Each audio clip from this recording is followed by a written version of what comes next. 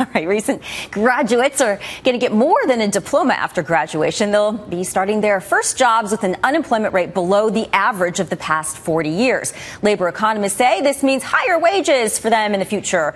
Wall Street Journal's Josh Zumbrun wrote about this today. Josh, what's behind the trend?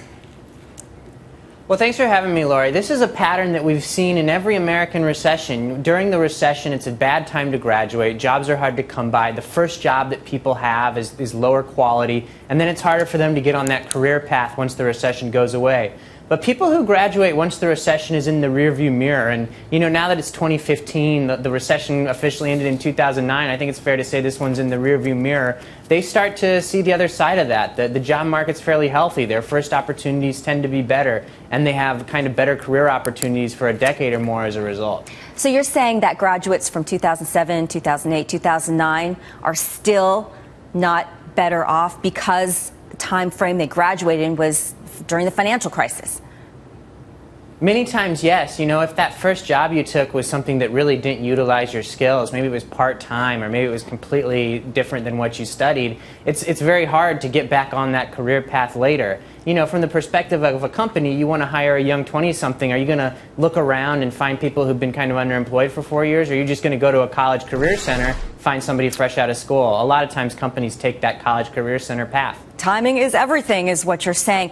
Also, are these recent college grads savvy enough?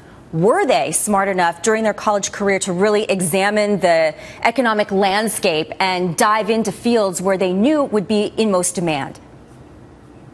I think there's some evidence of that. I mean, you got to remember that a kid who's graduating in 2015 would have started college in 2011, so they would have been very acutely aware of how rough the economy was for a lot of people. A lot of them would have had older siblings or older friends who they really saw struggling. And so, my impression talking to a lot of young people in this class of 2015 for this story is a lot of them were very aware of what might be waiting for them and prepared accordingly. What's waiting for them in terms of starting salary? What should a typical college grad expect to make in the first year in the real world, the cold, cruel world?